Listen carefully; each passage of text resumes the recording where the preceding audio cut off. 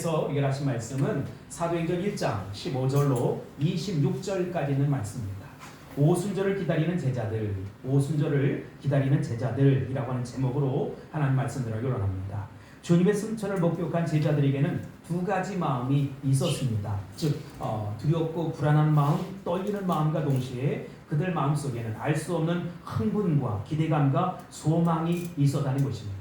마태복음 28장 19절에 보면 너희는 가서 모든 민족을 모든 족속을 제자로 삼으라 라고 했던 그 말씀 말이지요. 이 말은 도대체 무슨 뜻입니까? 그리고 사도행전 1장 8절에 보면 예루살렘을 떠나지 말고 내게 들은 바 아버지께서 약속하신 것을 기다리라는 것이지요. 과연 그것은 도대체 무슨 뜻일까요? 그들은 두렵고 불안하고 초조하고 긴장된 마음뿐만 아니라 흥분과 기대감과 어떤 소망을 동시에 가지고 있었다는 것입니다.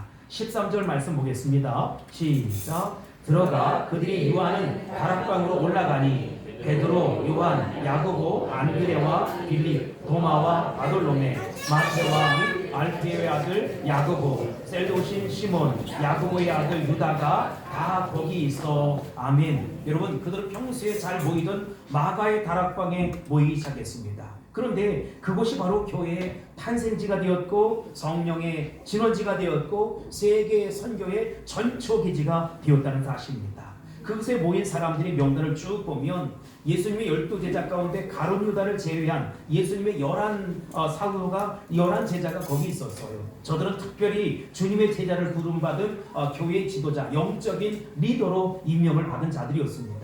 주님의 복음 사역을 위해서 초기부터 예수님과 함께 일해왔고 동역했던 예수 닮은 하나님의 사람이었다는 것이지요. 그런데 그들이 모였다, 11명이 모였다라고 하는 것은 비상사태를 의미하는 것입니다. 보통 일이 아니라 굉장히 중요하고 아주 결정적인 일을 했다라고 하는 것을 의미하지요. 14절 말씀 계속 보겠습니다. 시작. 여자들과 예수의 어머니 마리아와 예수의 아우들과 더불어 마음을 같이하여 오로지 기도에 힘쓰더라. 아멘. 여러분, 그러나 그곳에는 예수님의 11 제자만 모인 것은 아니었다는 것이지요. 예수님을 사랑해서 십자가까지 쫓아갔던 제자들, 심지어 무덤까지 쫓아갔던 예수 부활의 현장을 목격했던 여인들도 바로 그곳에 있었다는 것입니다. 또 예수님의 어머니를 비롯한 예수님의 동생들과 예수님의 친척들도 거기 있었다. 이 말은 예수님의 11사도뿐만 아니라 많은 사람들이 거기 있었다는 것은 이게 굉장한 사건이라는 것이지요. 그 다음 구절에 보면 이렇게 모인 숫자가 몇 명이나 된다고 합니까? 120명이 된다는 것이지요. 분명히 여기 모인 사람들은 예수님에 대해서 비판적인 생각을 하거나 아니면 적당히 예수님 사랑했던 그런 사람들은 아니었다는 것입니다. 예수님을 사랑하게 한 마음으로 사랑하고 온전히 사랑하고 한 뜻으로 사랑하고 그를 진정으로 기다렸던 예수 닮은 하나님의 사람들이었다는 것입니다. 여기 마음을 같이하여 라고 하는 것은 헬라어로 호모디마돈이라고 하는데, 호모디마돈이라고 하는 것은 한 목적을 위해서 하나가 되어서 기도했다, 이런 뜻입니다. 그런데 여러분, 우리가 누가복음과 사도행전을 썼던 누가는 사도행전에서 이 표현을 10번이나 사용했어요. 저들은 몸만 한 곳에 모였던 것이 아니라는 것이지요. 각각 자기의 목적을 위해서가 아니라 하나님의 영광을 위한 목적을 가지고 악을 쓰고 길을 쓰고 기도하는 것이 아니었다는 거예요. 저들은 마음을 같이 해서 하나님의 영광을 위해서 기도했다는 것입니다. 그리고 하나의 목적, 하나님의 영광이라는 뚜렷한 목적을 가지고 뜻을 모아서 기도했다는 것입니다. 목소리만 모은 것이 아니에요. 마음을 모으고 생각을 모으고 모든 것들을 모아서 간절하게 기도했다는 것이지요. 그러므로 그 마가 요한의 다락방은 완전히 하나됨의 장소였고 성령 충만한 장소였고 사랑으로 한데에 녹아지는 이 성령의 용광로였다는 것입니다. 이게 뭐냐? 바로 교회라는 것이지요. 교회는 어중이 또중이들이 모여서 적당히 앉아서 교제하는 장소가 아니라는 것입니다. 비판 위에 모인 것도 아니고 잠깐 무슨 사회 선교하기 위해서 모인 것이 아니라는 것이지요. 교회는 주님을 진실한 마음으로 사랑하는 하나님의 언약 백성들이 생명을 바치고 목숨을 바치고 뜻을 다하여서 하나님을 사랑하는 모습들을 표현하는 그것이 바로 이 교회라는 것입니다. 그런 사람들이 몇 명이나 모였대요? 120명이나 모였다는 것입니다. 성경은 그들이 더불어 마음을 같이하여 오로지 뭐에 힘썼습니까? 기도에 힘쓰더라, 이렇게 말씀하고 있습니다. 사람은 누구나 다 똑같지 않습니다. 그러나 지금 여기 모인 사람들은 인간의 연약함이 있어. 약점도 있지요, 단점도 있지요, 생각의 견해도 있고 차이점이 있음에도 불구하고 한 곳에 모여서 한 마음으로 똑같은 생각, 하나님의 영광을 위해서 간구하기 시작했다는 것입니다. 여러분, 그들이 모여서 한 것이 무엇입니까? 이 예수님의 11 제자들, 그리고 이제 예수님을 따랐던 그 여인들, 더 나가서 일가 친척들, 예수님의 어머니 마리아까지, 평소에 눈에 띄지 않은 사람들까지 다 모여서 무엇을 했느냐? 적어도 3가지를 했어요. 첫 번째, 이 오순절을 기다리며 제자들이 한 일 중에 첫 번째는 순종하는 일을 했다는 것입니다. 뭘 해요? 순종. 여러분, 4절 말씀 보겠습니다. 4절입니다. 시작. 사도와 함께 모이사 그들에게 분부하여 이르시되 예루살렘을 떠나지 말고 내게서 들은 바 아버지께서 약속하신 것을 기다리라. 아멘. 주님은 제자들에게 예루살렘을 떠나지 말라 이렇게 명령했어요. 떠나지 말라고 하면 떠나지 말아야 합니다. 그래야 하나님의 은혜가 임하는 것이고 하나님의 영적인 사건이 임하는 것입니다. 또 떠나라고 하면 아멘 하고 순종하면서 떠나라고 하는 것입니다. 떠나라고 할 때 떠나지 않아도 문제가 되는 것이고 떠나지 않을 때도 문제가 되는 것이지요. 그럼 문제는 우리가 결정한 사항이 아니라는 것입니다. 주님의 시킴대로 하면 되는 것이지요. 하나님 우리에게 주시는 말씀, 하나님 우리에게 주시는 명령, 하나님께서 우리에게 의탁한 것에 순종하면 어떤 일이 벌어지느냐? 영적인 사건이 일어나게 된다는 것입니다. 하늘의 사건이 일어나게 된다는 것입니다. 기적이 일어나게 된다는 것입니다. 초자연적인 하나님의 사건이 일어나게 된다는 것입니다. 순종보다 더 위대한 믿음이 없어요. 순종보다 더 위대한 행동이 없다는 말입니다. 그 무리들은 약속하신 성령이 오실 때까지 예루살렘을 떠나지 아니하고 그렇게 한 곳에 모여서 기도했어요. 시간의 낭비일까요? 어떻게 보면 거룩한 시간의 낭비다 이렇게 이야기할 수 있겠지만 여러분, 가끔은 순종을 위해서 시간의 낭비도 필요하다는 것입니다. 우리는 순종을 위해서 정력을 바치기도 하고 에너지를 바치기도 하고 심지어 재정을 낭비하기도 한다는 것입니다. 성령의 사건은 인간이 생각하고 의논하고 그렇게 해서 태동하는 것이 아니라는 것이지요. 그것은 하나님께서 계획하신 사건이요, 하나님 자신의 사건이라는 것입니다. 예수님의 제자들이 이 약속의 말씀을 믿고 어떻게 했습니까? 순종했어요. 순종했기 때문에 역사가 일어나는 것이고, 순종했기 때문에 기적이 일어나는 것이고, 순종했기 때문에 하나님의 영광이 드러날 수 있었다는 것입니다. 심지어 오순절의 초자연적인 역사가 나타날 수 있었다는 것입니다. 오늘 여러분은 오순절 사건을 경험하고 싶습니까? 성령의 놀라운 일들을 경험하고 싶습니까? 정말로 하나님의 능력을 받고 싶습니까? 하늘의 은사를 체험하고 싶습니까? 그렇다면 여러분, 예수님께서 약속하신 말씀 믿고 순종하는데 시간의 낭비, 거룩한 낭비를 할 수 있어야 된다는 것입니다. 내가 원하는 대로 움직이는 것이 아니라 하나님이 이끄시는 대로 내가 순종하는 것이지요. 구약 성경에 보면 자기 멋대로 마음대로 움직였다가 실수하는 사람이 있어. 하나님의 사람입니다. 누구냐 하면 아브라함이라는 사람이에요. 하나님은 아브라함에게 이제 지시할 땅으로 가라 이렇게 말씀하셨어요.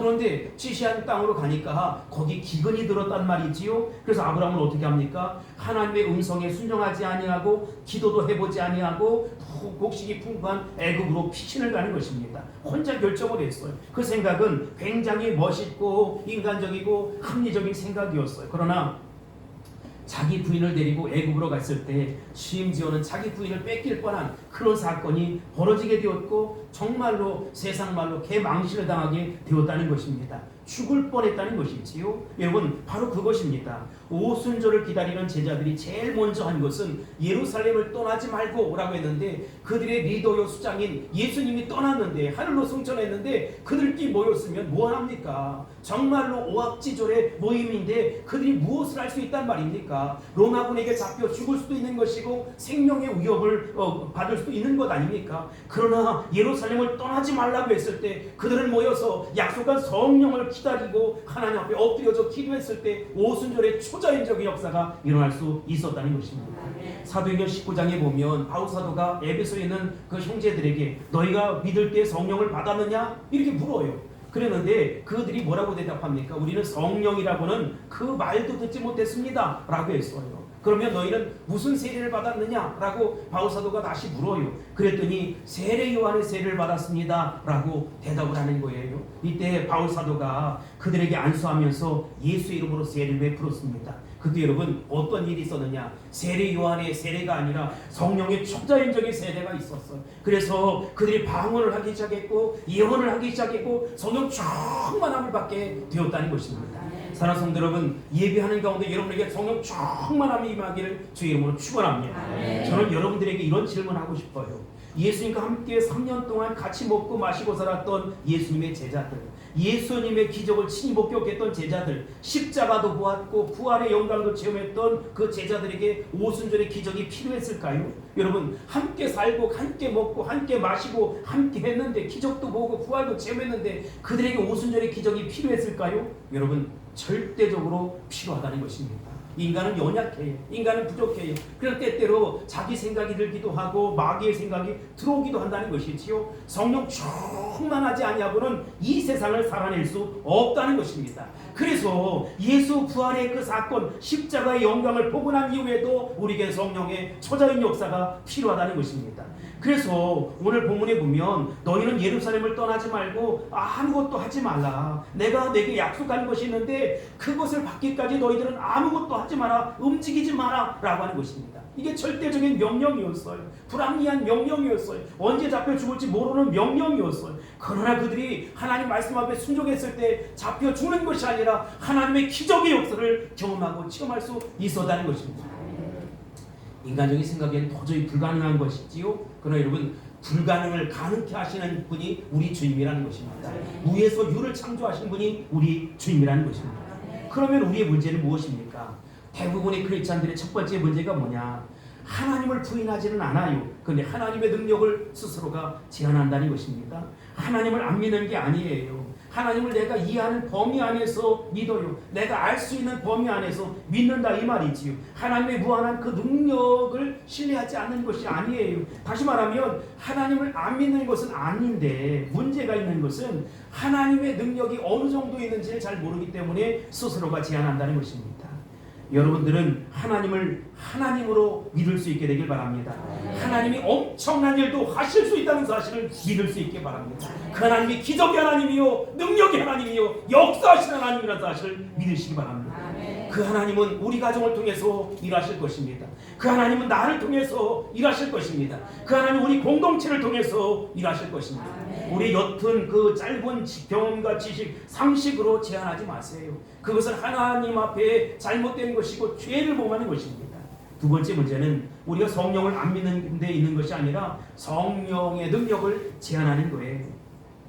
많은 그리스도인들이 성령이 천지를 창조했다 믿어요. 인간을 창조했을 때 성령께서 함께 역사했다 믿어요. 성령 하나님은 동정녀 탄생을 함께 그렇게 했다 믿어요. 성령님이 성경과 함께 일했던 그 사건도 믿어요. 우리가 예수 믿을 때 성령의 놀라운 역사로 구원받았던 사실도 믿어요. 그러나 그것만 믿는다는 것입니다.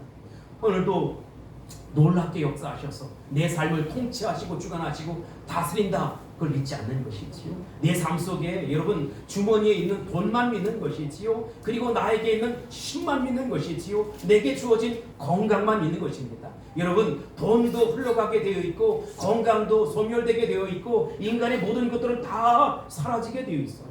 그러나 하나님의 능력만은 영원한 것이고 하나님의 능력은 지금도 살아계셔서 역사할 뿐만 아니라 내 삶을 통치하시고 주관하시고 다스린다는 것입니다. 성령께서 원하면 오늘도 기적의 역사가 일어나는 것이고 치유의 역사가 일어나는 것이고 내 인격도 변하는 것이고 사람도 변하는 것이고 세계도 변하는 것입니다. 그러니 성령의 능력을 제한하지 말라라고 하는 것입니다.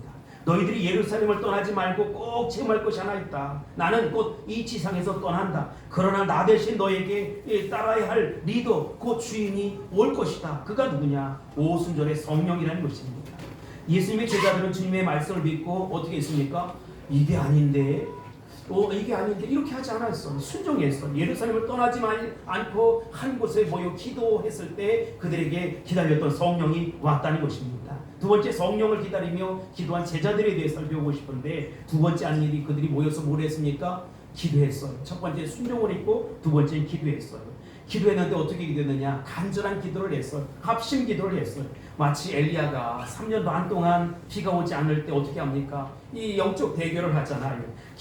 기손강이 흐르는 갈멜산상에서 하나님이여 지금 비를 내려 주옵소서, 하나님이여 지금 비를 내려 주옵소서라고 몸부림치며 기도했어요. 어떻게 기도했느냐? 자기 두 무릎 사이에 머리를 놓고서 간절한 마음으로 기도했어요. 마치 엘리야가 기도했던 것처럼 예수님의 제자들, 예수님을 사랑했던 이들, 예수님을 따랐던 이들은 이 다락방에 모여서 간절한 마음으로 합심해 기도했어요. 하나님이 오늘 역사에 주옵소서, 하나님이 우리를 책임져 주옵소서, 하나님의 이 공동체를 살려 주옵소서. 그랬을 때 기적의 역사가 일어났다는 것입니다. 여러분, 우리의 문제가 뭔지 아세요? 기도를 안 하는 것이 아닙니다. 믿음이 없는 것이 아닙니다. 문제는 딴 생각을 하면서 기도하고 있다는 것입니다. 여러분이 기도 안 하는데 안 하는 사람이다 라고 말하고 싶지 않아요. 우리의 문제는 기도하면서도 잡생각을 하는 거예요. 생명 걸고 기도하지 않는다 이 말입니다. 진실한 기도를 하지 않는다 이 말입니다. 생명을 거는 기도를 하지 않는다 이 말입니다. 여러분, 얼마나 간절히 기도했습니까? 이 성경에 자세한 설명은 없지만 더불어 마음을 같이하여 전혀 기도에 힘썼다는 것입니다. 여러분, 아마도 땀이 나고 몸이 뒤틀릴 정도로 전혀 기도에 힘썼다는 것이지요. 이 주석을 보니까 로버슨이라고 하는 주경학자가 이런 얘기를 했어요. 그들은 응답이 올 때까지 기도에 집착했다. 뭐가 올 때까지? 응답이 올 때까지. 여러분, 우리가 언제까지 기도하느냐? 하나님의 응답이 떨어질 때까지, 하나님 우리에게 응답해 줄 때까지 기도하는 것이지요. 그들은 그렇게 기도했다는 것이지요. 여러분, 언어로 기도를 했을 거예요. 그러다 나중에 그 언어가 방언이 될 것이고, 방언이 짐승의 소리와 맞먹는 그런 음성을 들렸을지도 몰라요. 어쩌면 어떤 모임에서 막 용트림하면서 기도하고 짐승의 소리를 내면서 기도하고 막 기도하니까 야, 저건 비지성적이다, 감정적이다, 왜 저럴까? 여러분, 왜 그럴까요? 얼마나 간절하면, 얼마나 절박하면, 얼마나 답답하면 그럴까요? 그것을 모르는 영적인 백시들은 야, 도대체 왜 저러는 거야? 광신자가 아니라 응답이 필요하기 때문에 그렇게 기도하는 것이지.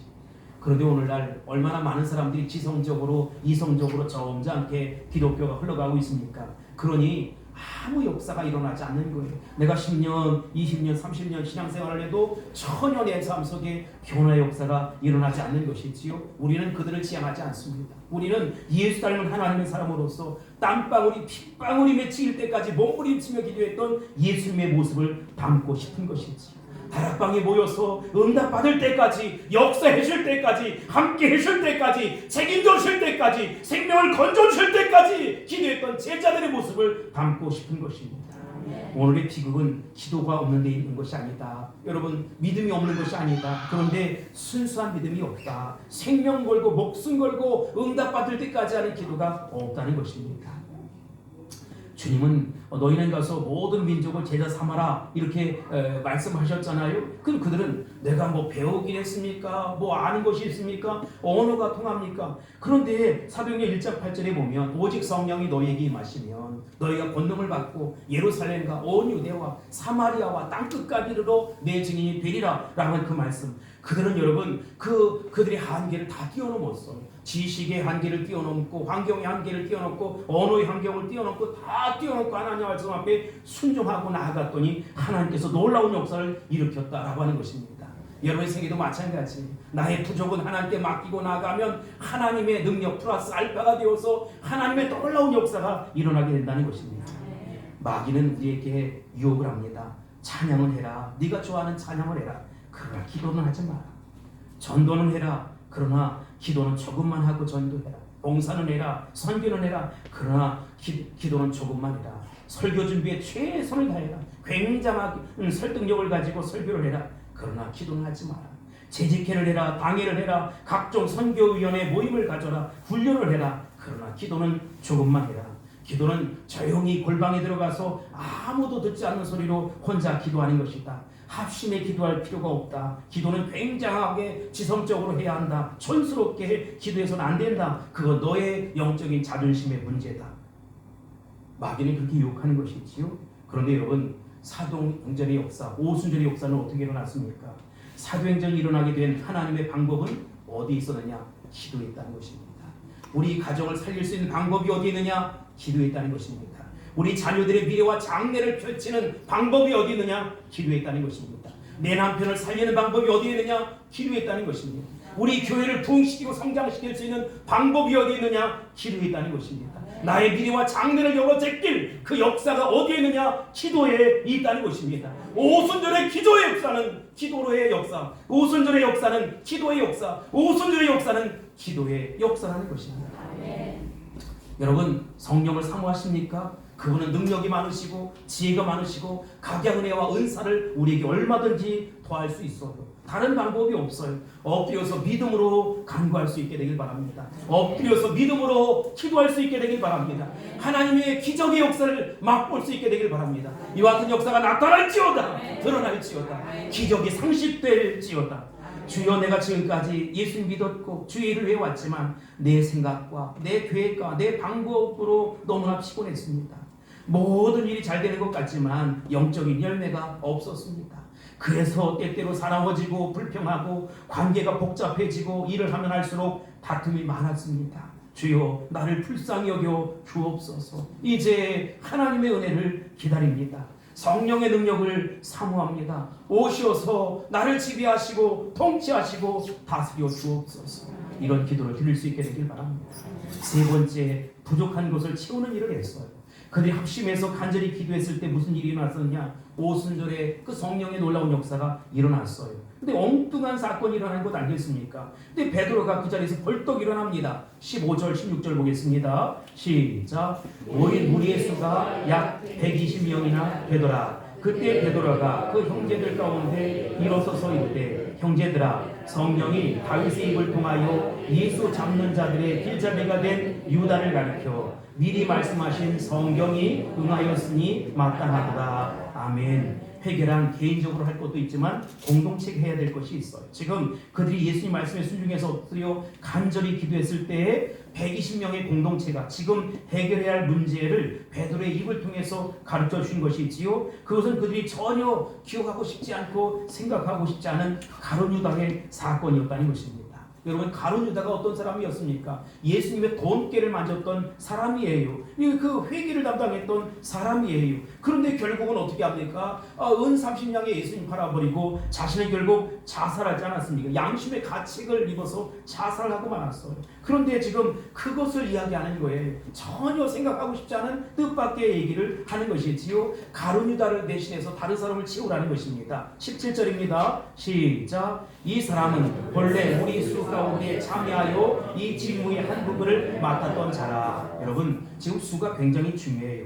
가룟 유다가 빠져서 12이 완전 수인데 11가 됐잖아요. 그러니까 그 결여된 그 한 부분을 채우라는 것입니다. 근데 가룟 유다가 어떤 사람이었느냐? 18절로 20절에 이렇게 얘기합니다. 시작. 이 사람이 불의의 삭스로 밭을 사고 그의 몸이 곤두박질하여 배가 터져 창자가 다 흘러나온지라. 이 일이 예루살렘에 사는 모든 사람에게 알려져 그들의 말로는 그 밭을 아겔다마다 하니 이는 티밭이라는 뜻이다. 시편에 기록되었을 때 그의 거처를 황폐하게 하시며 거기 거하는 자가 없게 하소서 하였고 또 이뤘을 때 그의 직분을 타인이 취하게 하소서 하였도다. 아멘.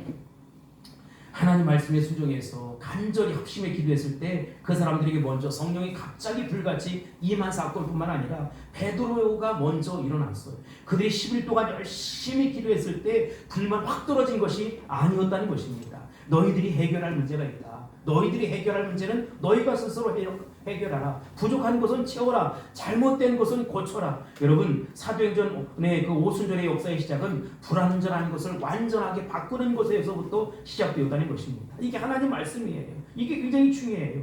우리가 여러분 부족한 것이 뭐냐? 내가 할 수 있는 건 최선을 다하는 것이지요. 근데 할 수 없는 건 어떻게 합니까? 믿음으로 맡기는 것입니다.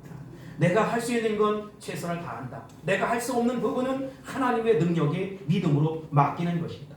여러분, 그랬을 때 하나님께서 역사해 주신 것이지요. 특별히 전도하려고 마음먹는 사람들 있잖아요. 여러분, 성령의 도심이 없이는 전도가 잘 안 돼요. 오순절의 경험이 우리 가운데 꼭 필요하다. 하나님, 내가 나갑니다. 나에게 영혼을 주옵소서. 이 초대교회 성도들이 뭘 배우겠습니까? 아니면 뭐 잘난 것이 있습니까? 오합지졸들이 어떻게 세상을 정복합니까? 그런데 우리 주님은 너희는 가서 모든 족속으로 제자를 삼아 아버지와 아들과 성령의 이름으로 세례를 주고 내가 너에게 분부한 모든 것을 가르쳐 지키게 하라 라고 말씀을 주셨을 때 순종했어요. 여러분 베드로가 많이 배우게 했습니까? 그런데 10일 동안 간절히 기도했을 때 성령의 충만함을 입었어요. 그랬더니 그 베드로가 한 일이 뭡니까? 결연된 그 가룟 유다 그 자리를 채우는 일을 했어요. 그리고 설교를 하기 시작했더니 한 번의 설교에 3,000명, 5,000명도 주님 앞에 돌아왔다는 것입니다. 그들이 모여서 큐티한 것이 아니에요. 그들이 모여서 성경 공부한 것이 아니에요. 그들이 성령에 사로잡힌 바 되어서 충만함을 입었을 때 오순절의 기적의 역사가 3,000명, 5,000명 더 많은 숫자로 이렇게 큰 부흥을 이루게 되었다는 것입니다. 저는 이런 성령의 기름 부으심이 오늘 우리 공동체 가운데 임하기를 주의 이름으로 축복합니다. 여러분 개인에게 임하기를 주의 이름으로 축복합니다. 교회 전체가 하나님의 능력을 받을지어다. 네 번째 사도의 조건입니다. 하나님은 가룟 유다를 대신해서 세 사람을 뽑았어요. 그 기준이 22절, 23절입니다. 시작. 항상 우리와 함께 다니던 사람 중에 하나를 세워 우리와 더불어 예수께서 부활하심을 증언할 사람이 되게 하여야 한다 하거늘 그들이 두 사람을 내세우. 여기까지 한 명을 뽑는데 사도의 자격이 두 가지가 있었어요. 첫 번째 조건이 뭐냐? 요한의 세례로부터 승천할 때까지 다른 사람들과 함께 있었던 사람. 예수님의 일꾼의 자격은 예수님을 잘 알아야 돼요. 누굴 잘 알아야 돼요? 예수님을. 그분의 인간성, 가정생활, 인간관계를 알고 같이 먹고 자고 입고 함께 살았던 사람이어야 한다. 두 번째 조건이 예수님을 잘 알 뿐만 아니라 부활의 증인이 되어야 하고 부활의 목격자가 되어야 한다는 것입니다. 이게 굉장히 중요한 사건이에요. 예수님의 일꾼이 될 자격은 어떤 경력이나 학력이나 능력이나 지혜 있지 않아요. 우리는 이 세상 사람들과 똑같이 어떤 경력, 학력, 능력, 지혜만 가지고 사람들을 사용하려고 해요. 여러분 주님이 원하시는 것이 아니에요. 주님이 원하시는 것은 성령의 능력을 받아야 하는 것입니다.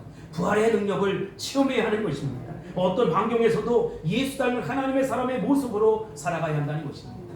지금은 선교의 문이 이렇게 코로나로 닫혀서 갈 수 없지만 제가 단기 선교를 많이 다녔잖아요. 동남아 뭐 많이 갔는데 안 가는 데가 없이 다 갔는데 가보면 열심히 선교사들이 가서 뭘 하느냐? 이 선교 준비만 해요. 선교 준비만 해요. 가져온 물품 나눠주는 것만 하고 전도는 하지 않는다는 것이지요. 열심히 전도에 대한 세미나도 하고 전도에 대한 준비도 하지만 직접 나가서 전도하는 사람이 많지 않다. 여러분 왜 그럴까요? 성령의 능력이 없는 사람은요 전도 준비만 열심히 하다가 끝이는 것이지요. 여러분 우리가 그러면 안 된다는 것이지요. 일하다가도 전도하고 전화하다가도 전도하고 할 수만 있다면 때를 얻든지 못 얻든지 예수 복음 전할 수 있어야 된다는 것입니다. 그래야 우리 주님이 역사하시는 것이지요. 다섯 번째 완전한 것을 원하시는 하나님입니다. 그들은 제비를 뽑기 전에 이런 기도를 했어. 어떤 기도했습니까? 24절 25절입니다. 시작. 그들이 기도하여 이르되 무사람의 마음을 아시는 주여 이 두 사람 중에 누가 주님께 택하신 바 되어 봉사와 및 사도의 직무를 대신할 자인지를 보이시옵소서. 유다는 이 직무를 버리고 제 곳으로 갔나이다 하고. 아멘. 성경에 나와 있듯이 세 가지를 물었어. 첫 번째, 누가 주님의 선택한 사람이냐?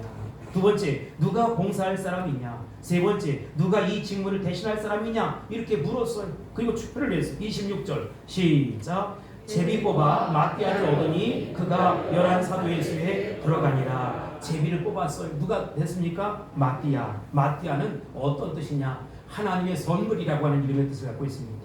열도 사도의 반열에 참여했던 축복을 누렸던 사람, 얼마나 감격스러운 사람입니까? 마띠아는 이름 그대로 하나님께서 인간에게 주실 수 있는 최대의 선물, 그 선물이었어요. 예수님의 열도 사도에 가입을 했어요. 여러분 요한계시록에 보면 수가 다 채워져야 하나님 나라가 온다고 하잖아요. 여러분 수가 이렇게 중요한 것입니다.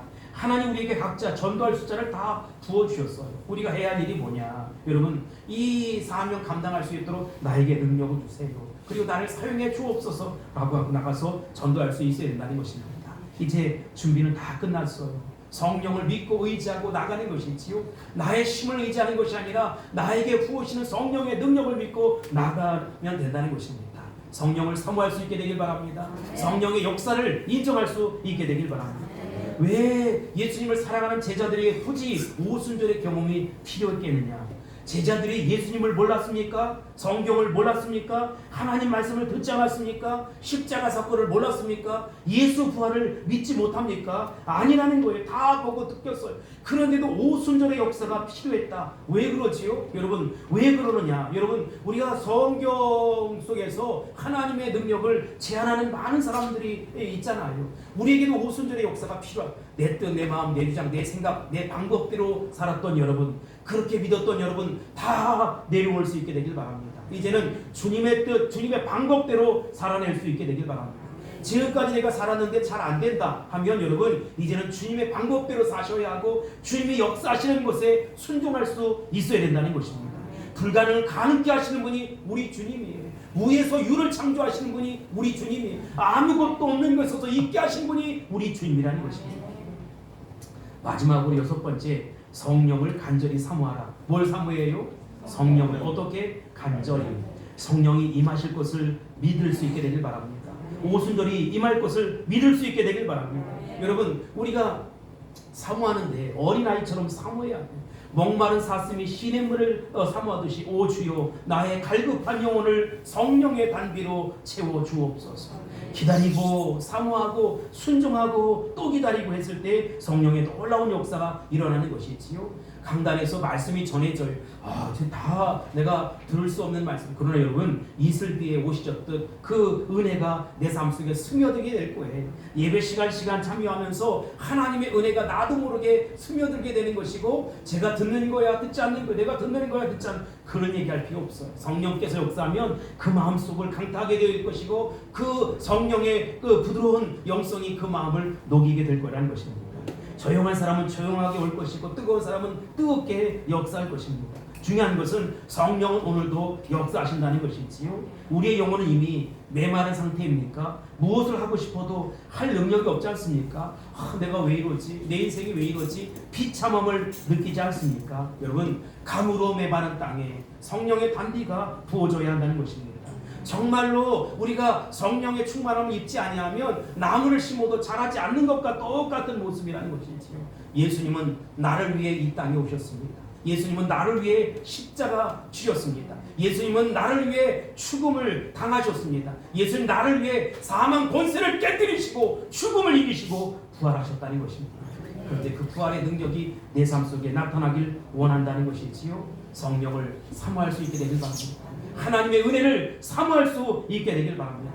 내가 예수 믿어도 시시하게 믿고 그냥 왔다리 갔다리 하고 어영부영하게 믿는 것이 아니라 정말로 내 목숨 다해서 이 한 목숨 다해서 하나님의 영광을 살아보겠습니다 하고 작정하고 나갈 수 있게 되길 바랍니다. 믿음대로 되는 것입니다. 내가 하나님 앞에 결단한 대로 되는 것입니다. 주여, 은혜 받기를 원합니다. 내가 변화되기를 원합니다. 오순절을 내가 경험하기를 원합니다. 나에게 충만한 은혜를 더하여 주옵소서. 이렇게 기도하다 보면 성령께서 우리에게 부족한 것이 무엇인가 가르쳐 줄 것이고 깨달음을 허락해 줄 것이고 하나님의 은혜를 더해 줄 것입니다. 오순절의 그 황홀하고 그 뜨거운 성령의 역사를 날마다 기대하고 나가는 그 삶 속에 오순절의 역사가 나타날지어다. 기적이 상식될지어다. 하나님의 은혜가 입혀질지어다. 기도하겠습니다. 우리의 모든 것에 모든 것이 되신 주님, 감사 고맙습니다. 강단에서 흘러간 말씀이 우리 성도들에겐 믿음이 되게 하시고 삶의 자양분이 되게 하시며 영적인 양식이 되어서 신앙이 날마다 성장하고 부흥하는 놀라운 의 역사가 있게 도와주옵소서. 예수님의 이름으로 간절히 기도합나이다. 아멘. 우리 찬송